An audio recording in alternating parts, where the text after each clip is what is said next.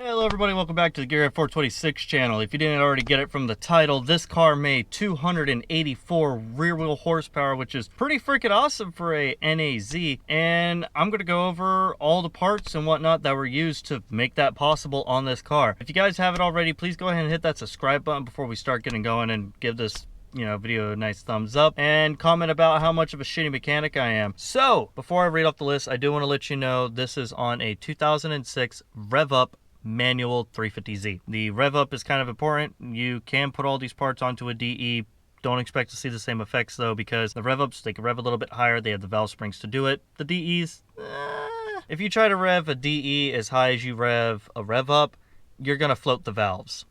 It's just a fact. Let's go ahead and start off. I went ahead and made a list this time, and I did a little bit of B-roll, so you don't actually have to watch me read all this off. So first, let's go ahead and look at the dyno graph. So if you look at the red line, which was full bolt-on, no tuning done whatsoever, I made 265 horsepower and 240 foot-pounds of torque. The guys over at Fever Racing told me that most 350s are usually around 250 to 260 with some tuning at the wheels. So I'm doing really good just from the get-go.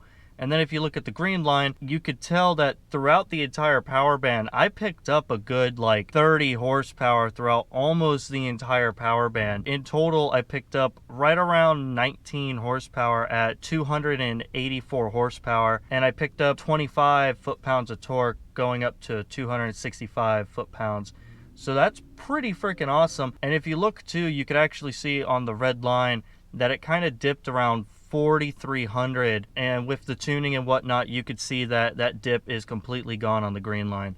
So what were the parts that I used? Like I said, I made a list because I know I'm going to miss a few things. So I'm going to run down the list of all the aftermarket parts that are on this car. Some of them help with horsepower, some of them don't, but this is everything that's done to my car. So to start off, I have a Z1 Motorsports 3-inch racing intake. You can't just take this intake and slap it onto any car. You have to go ahead and have it tuned, or else you will run lean, and leans mean that's not good. I also have a Z1 Motorsports plenum spacer, a NWP 75mm throttle body, which according to the guys over at Fever Racing requires tuning, so your car doesn't run lean. I understand that Z1 Motorsports says that it doesn't require tuning. I don't know. I'm going to listen to my tuner. I also have a ADD W1 catch can on the car, which, by the way, if you guys actually want to go ahead and get a ADD W1 catch can, I recommend going to the link below. I actually have a link down there that will give you 5% off their entire website. So check it out, save some money. You'll like their stuff.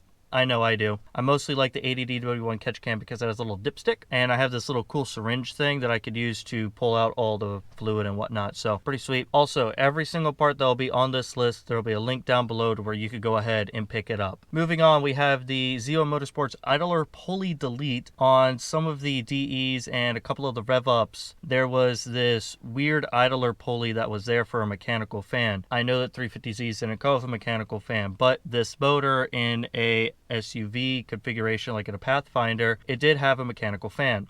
So we went and we pulled that out. Save a little bit of horsepower through parasitic drag. Then we also moved on to the lightweight billet harmonic balancer from Z1 Motorsports. You want to go with those because these balancers can explode, which is not good. So you want to go with a Z1 Motorsports one. It's CNC billet aluminum, pretty freaking sweet. Also, helps with parasitic drag, really brings it all down. I do have a fuel return system on this car. I plumbed it all up myself. It's using an Aeromotive regulator, and I have a Walsboro 255 liter per hour pump. Stock fuel injectors. With that is a step coder plugs. I have NGK plugs in this car. They are OEM, but like I said, they're one step coder. I'll put a link down below, and I'll also go ahead and just list, like right here at the bottom of the screen, the exact part that I use, because I didn't write down the part number on this list because I'm an idiot and I should have done that. Going with that as well is Z1 Motorsports headers, and man, was that probably the most expensive freaking part on this car, but they did help me get to 284 horsepower. Along with that too is Berk's test pipes and a NVIDIA Gemini exhaust. I didn't want to go with a Tomy. I honestly don't like the sound of the Tomy, and a car that originally had dual exhaust, I kind of like to keep that dual exhaust. So yeah, we kept dual exhaust, and thankfully one of my friends actually had a 350Z, and he experimented a lot with different exhaust and test pipes and all that kind of stuff and whatnot. And he told me, he was like, yeah man, best sounding 350Z you can get, Berk's test pipes, NVIDIA Gemini dual exhaust, it will sound absolutely amazing. And you know what, he's absolutely right. It doesn't quite sound like a complete rice burner. It doesn't sound absolutely horrible. I actually really like the way this car sounds. Then we have a lightweight flywheel, just a lightweight flywheel. It's basically a stock replacement clutch, nothing too special there, just, you know, less parasitic drag. Something that really helped the way that this car just drove, and it felt completely different. It felt a lot more refined and just smoother entirely, was the ported lower plenum manifold done by Fever Racing. And I'll go ahead and put down here where you could go ahead and pick up one of these manifolds. You want to hit up Fever Racing over on Instagram and hot-gahbage. He was the one that really went and ported the intake for me, and man, did it make a huge difference on how the car just felt. Like before, like it you know, it felt good, but once the plenum was on, it just felt way more refined. Like before, I had to put my foot into it a little bit as it went faster, and now I just touch the throttle and it takes off. And I have noticed, like, it's just way better. Moving on to stuff that doesn't really help with horsepower at all, it just helps with drivability and the way the car feels. We have a Z1 Motorsports urethane transmount, which I did notice a little bit of a difference with shifting. It felt firmer. I also have Z1 Motorsports polyurethane diff bushings. I actually have the whole set, the two front and the rear, because they were out and they were horrible. May as well replace them. Then I also added a Bell's Raceworks style diff brace, which I have a video up installing that diff brace. I'll go ahead and put a thing up to it right over here, or maybe it's over here. I don't know. I put that on because I was scared I was going to break the diff stud. So yeah, that went on. I also got Hotchkis sway bars front and rear. Those came with the car whenever I originally bought it like 3 years ago, and then I put it into this car. So yeah, they're pretty sweet. There's also a Z1 Motorsports Undershroud, which, okay, let's be honest, doesn't help with horsepower. It apparently does help with cooling though. I'm not sure if that's true or not. I mean, with looking at the way that it's designed, I can see how it helps with cooling. The wheels that I'm running are Avid 1 AV20s.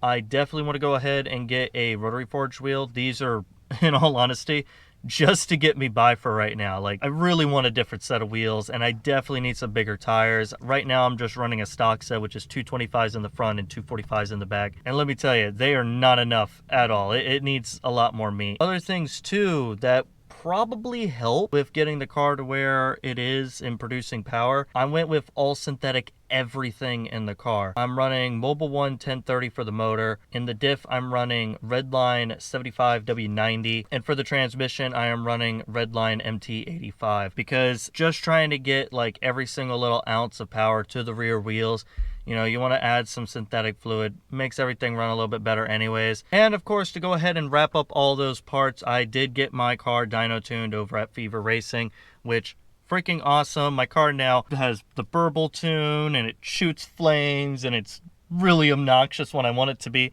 but I could change it and be incognito whenever I need it to be, because up rev is pretty freaking sweet. And those guys over at Fever Racing are also pretty freaking awesome. So if you guys want to make 280 rear wheel horsepower, I recommend using all that stuff. Like I said before, there are links to everything down below. So yeah guys, that's going to be it for today's video. Please do not forget about Fever Racing or hot-gahbage. Definitely go ahead and hit those guys up. Hot-gahbage did some amazing work with the intake plenum.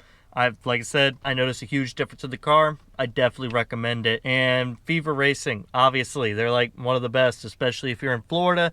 Definitely hit those guys up. If you are stopping by for the first time, please go ahead and hit that subscribe button. If you enjoyed the video, hit that like button and leave a comment below about how much I suck at this. So yeah, I'll catch you guys in the next one.